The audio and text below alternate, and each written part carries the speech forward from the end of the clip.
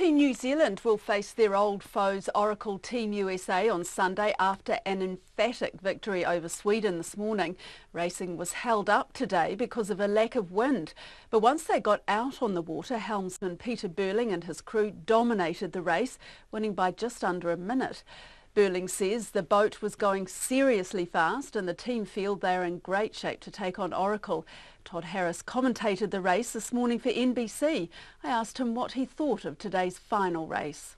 Yeah, it was amazing, and I imagine the folks in New Zealand just probably had their hearts in their throat because it got off to a little bit of a sketchy start. But I'll tell you what, young Peter Burling, he doesn't get rattled, and he does well if he's trailing. He does well if he's leading, and a lot of us thought in the village that his strategy was possibly let the Swedes lead. Let them lead for the first leg, the second leg, no problem, because he always seems to put enough pressure on them to force them into an error or just has the speed. There's no doubt about it. The Kiwis have plenty of speed to win the America's Cup. And as you know, this is Peter Burling's first America's Cup match, and he says the whole reason he's there is to bring the cup back to New Zealand. So do you think, can he do it? Oh, absolutely. I was fortunate enough today as calling the race for American TV to have a guest, and he just happened to be the backup tactician for Oracle Team USA, Andrew Campbell, very talented, and he was very complimentary of what he saw from Emirates Team New Zealand. He said there's no question they are fast, and there is no question they are clean on the race course. Very rarely will they make unforced errors, and so he understands and he fully expects a very tough race in the rematch from San Francisco, because these boys on Emirates Team New Zealand, they know what they're doing out there, and they look so good and so clean, and they just don't get rattled. But as you say, Oracle, they're tough opponents, and the thing is that we've been through this before and we've been heartbroken. So how confident are you that Team New Zealand can beat Oracle this time? Well, let me just say this. Oracle is very fast, and they are very precise.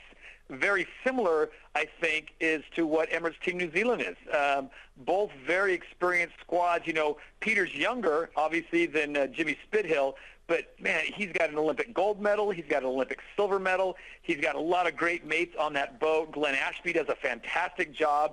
And they brought in this whole new cyclor thing, which I think makes people scratch their head of, wow, maybe the Kiwis are onto something, or they've got some, inside secret sauce that they're going to unleash on the Americans once they get to the America's Cup. But Oracle Team USA, don't forget, they are the two-time defending champions. And Jimmy Spithill, although he's from Australia, he is just keen on getting that cup and keeping it in America.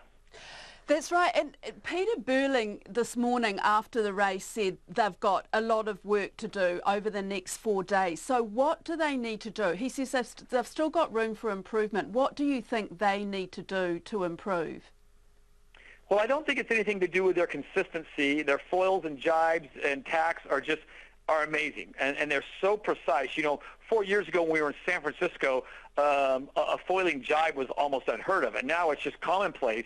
And the Kiwis, I think more than anyone else, have the best flight time, meaning they don't touch down. They'll do a whole race on the entire track, 100% on their foils. So they have the speed, they have the maneuverability and the precision. I think it's just a matter of finding those extra knots of speed.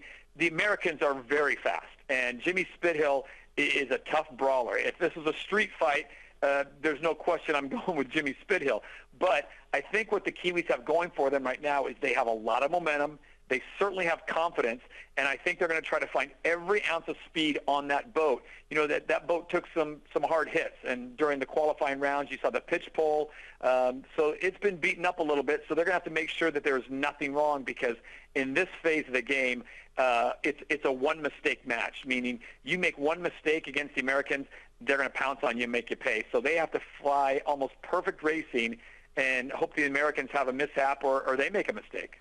And how crucial do you think Peter Burling is? I mean, he's so cool-headed, but he has made some mistakes.